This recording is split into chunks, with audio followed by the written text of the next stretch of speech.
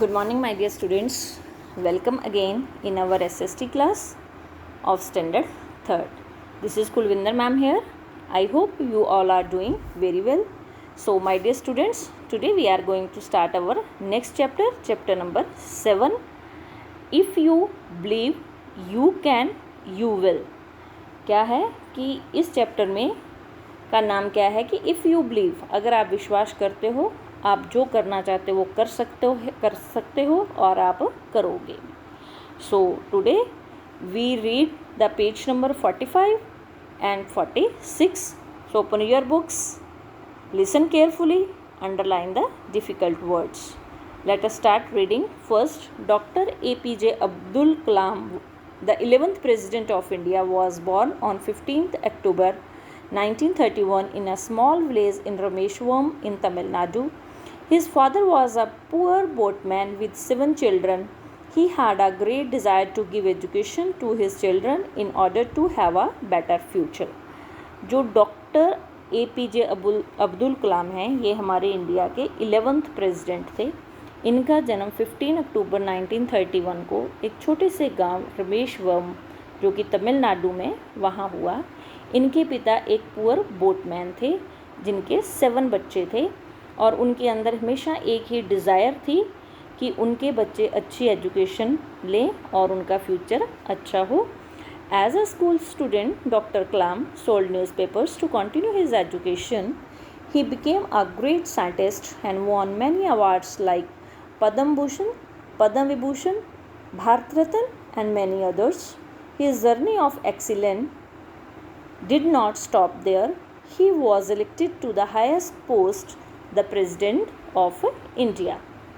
जब अब्दुल कलाम स्टूडेंट थे, स्कूल जाते थे, तो वो क्या सोल्ड करते थे? न्यूज़पेपर्स. क्यों? किस लिए? To continue his education. अपनी एजुकेशन को, अपनी स्टडी को कंटिन्यू करने के लिए वो न्यूज़पेपर बेचते थे और वो एक ग्रेट साइंटिस्ट बने और उन्हें बहुत सारे अवार्ड्स मिले. कौन कौन से?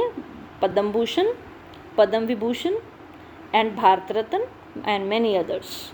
तो उनकी जर्नी ऐसे ही स्टॉप नहीं हुई. वो एक सबसे बड़ी हाईएस्ट पोस्ट पे इलेक्ट हुए जिसका नाम था प्रेसिडेंट ऑफ इंडिया. वो पोस्ट क्या थी? President of India. Doctor Kalam is a role model for all of us. Like him we can also fulfil our dreams with hard work and honesty. Doctor Abdul Kalam जो थे वो हमारे लिए रोल मॉडल थे सबके लिए. उनसे हमें क्या शिक्षा मिलती है कि हमें अपने ड्रीम्स को पूरा करने के लिए वर्क हार्ड करना चाहिए और ऑनेस्ट रहना चाहिए. There are many people in our country who do not understand the importance of education. They do not send their children to school. As a result many children are forced to earn money at an early age when they should be going to school. तो इसका reason क्या होता है कि हमारे country में बहुत सारे ऐसे बच्चे हैं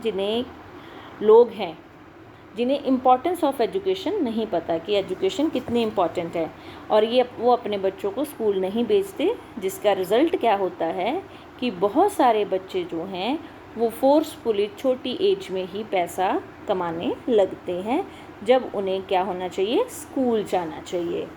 These poor children work in homes, dabas, as well as carpet weaving, bangle making, tanning, wool cleaning, gum polishing, lock making, brushware, slate, pencil, cement and soap making factories. तो इसका रिज़ल्ट क्या रहता है कि जो बच्चे हैं, गरीब बच्चे हैं, उन्हें होम्स में, घरों में, ढाबास पे, इवन की carpet weaving, bangle making, gem polishing, lock making और छोटी छोटी और कई फैक्ट्रीज़ में उन बच्चों को फोर्सफुली मजबूरी में काम करना पड़ता है क्योंकि उनके पेरेंट्स उन्हें स्कूल नहीं भेजते. तो इसकी एक एग्जाम्पल है कि Sivakasi in Tamil Nadu is famous for its match and firecrackers factories. Earlier, the factories here employed many children. Now there is a ban on the employment of children in those jobs that are dangerous for their health. The chemicals used in the factories harm the children. They develop breathing and skin problem. तो सिवाकासी तमिलनाडु का एक ऐसा city है जहाँ पे क्या है कि मैच एंड फायर क्रैकर बनाने की फैक्ट्री है और छोटे छोटे बच्चे जो हैं वो बहुत सारे बच्चे वहाँ पे काम करते हैं। लेकिन अब हमारी गवर्नमेंट ने इस पे बैन कर दिया है कि ऐसी जॉब जो बच्चों की सेहत के लिए डेंजरस हो वो नहीं करेंगे। एंड केमिकल जो उनके लिए केमिकल यूज़ होता है फैक्ट्रीज़ में वो हार्म द चिल्ड्रन, बच्चों को नुकसान पहुँचाता है। किस चीज़ की प्रॉब्लम होती है? तो उनको ब्रीदिंग की और स्किन प्रॉब्लम हो जाती है। Do you know the firecrackers that you burn at festival pollute the air and harm the health of many people, so take a vow no firecrackers। तो हमें इको फ्रेंडली दिवाली सेलिब्रेट करनी चाहिए, क्योंकि जो fire crackers हैं, जो पटाखे आप चलाते हो किसी भी फेस्टिवल पे, उसके बहुत सारे नुकसान होते हैं, हार्म होते हैं। एक तो पोल्यूट करते हैं हमारे एयर को, हमारी हेल्थ को हार्म करती हैं, तो इसीलिए हमें नो फायर क्रैकर्स करना चाहिए। All children must go to school. They cannot fulfill their dreams or do anything for the development of our country without education। तो इसलिए ज़रूरी है कि सभी बच्चे कहाँ जाएं? स्कूल जाएं।